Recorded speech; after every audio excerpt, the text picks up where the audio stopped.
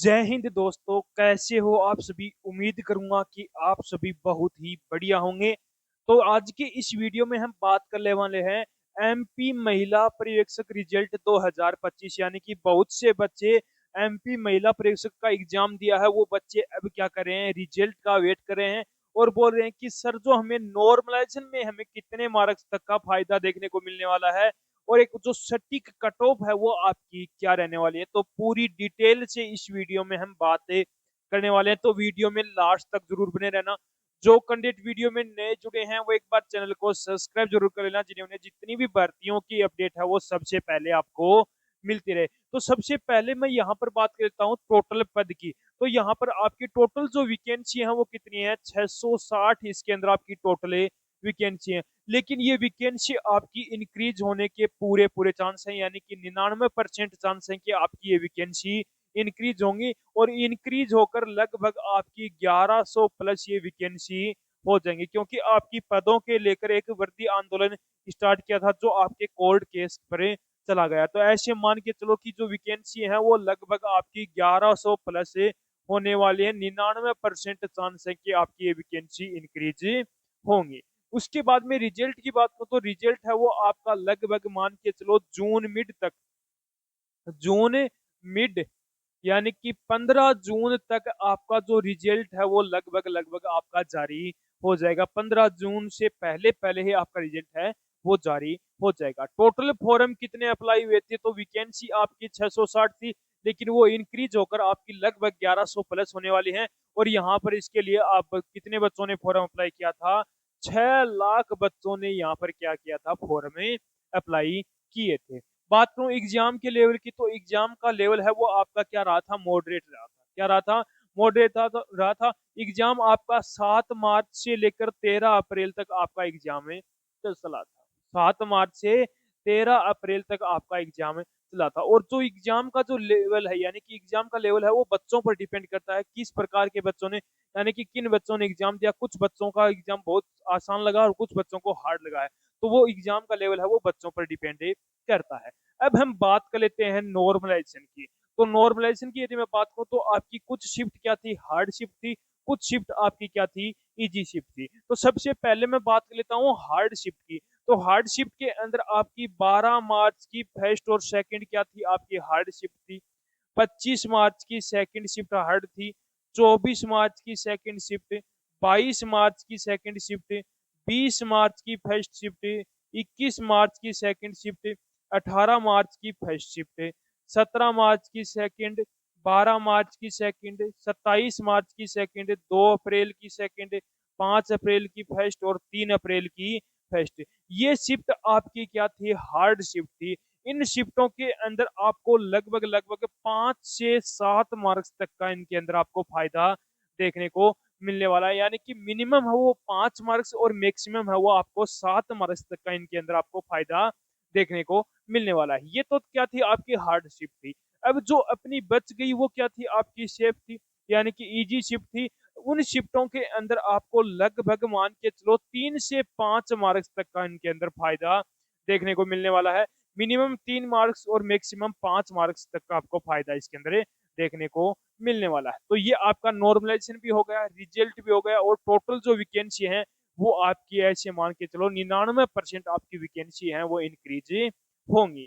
अब हम बात कर लेते हैं जो एक सटीक कट ऑफ क्या रहने वाली है। जिन बच्चों के यदि इतने मार्क्स बन रहे हैं तो वो कैंडिडेट अपने डॉक्यूमेंट तैयार कर लो, जल्द से जल्द, बहुत जल्दी आपका रिजल्ट जारी हो जाएगा।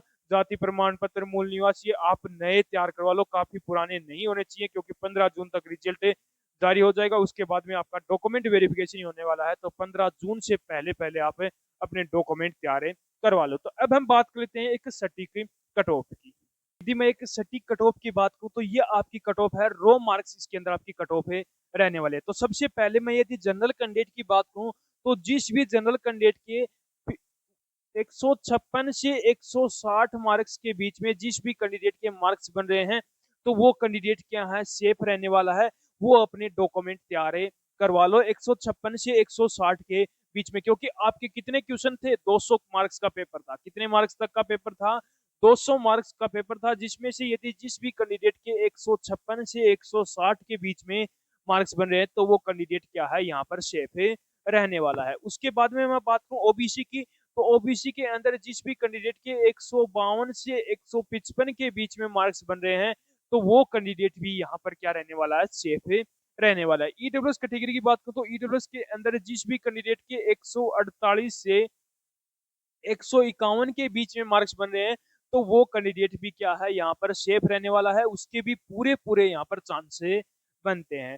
ईडब्ल्यूएस कैटेगरी की बात होगी। एससी कैटेगरी की बात करूं तो जिस भी कैंडिडेट के 142 से 146 के बीच में मार्क्स हैं तो वो कैंडिडेट भी यहाँ पर क्या रहने वाला है, सेफ रहने वाला है। उसके बाद में एसटी की बात करूं तो 136 से 140 के बीच में मार्क्स हैं तो आप भी कैंडिडेट क्या हो, सेफ हो, आपके भी पूरे पूरे यहाँ पर चांसेस बनते हैं। आप अपने डॉक्यूमेंट तैयार कर लो, जिनके इतने मार्क्स बने हैं वो अपने डॉक्यूमेंट तैयार करवा लो जल्द से जल्द, अब देर आप मत करना। अब मैं बात कर लेता हूँ महिला पुलिस की जो खुली भर्ती थी उसकी, तो उसके अंदर जनरल की यदि मैं बात करूँ तो जनरल में जिस भी कैंडिडेट के 167 प्लस मार्क्स बन रहे हैं, जिस भी कैंडिडेट के 167, महिला पुरुष की जो खुली भर्ती थी, महिला पुरुष की जो खुली भर्ती थी उसकी बात कर रहा हूं मैं।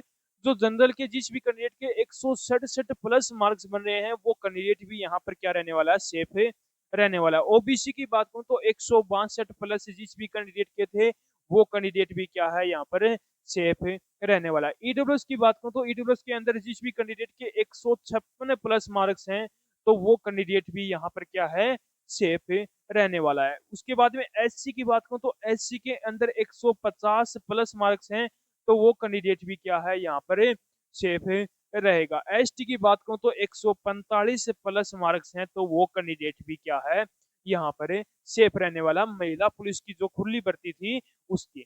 अब मैं बात कर लेता हूं जो आपके दिव्यांग है।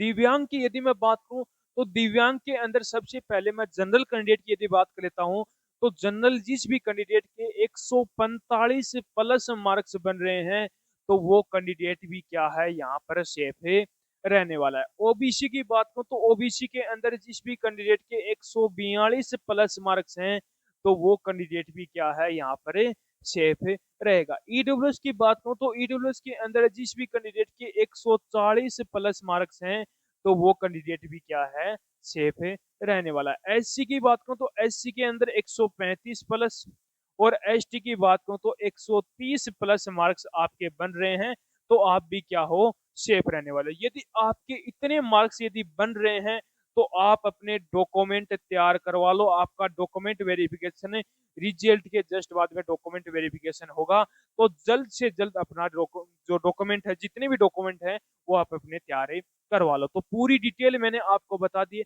यदि अभी भी कोई बच्चे का कोई डाउट बचा हो तो वो कमेंट बॉक्स में कमेंट जरूर करना और एक बार कमेंट करके जरूर बताना कि आपके कितने मार्क्स बन रहे हैं, तो उसका रिप्लाई मैं आपको बहुत जल्द ही करने वाला हूं। तो उम्मीद करूंगा कि आपको हमारा ये वीडियो पसंद आया होगा, तो एक बार लाइक शेयर सब्सक्राइब जरूर करना और कमेंट करके एक बार जरूर बताना कि आपको हमारा वीडियो कैसा लगा।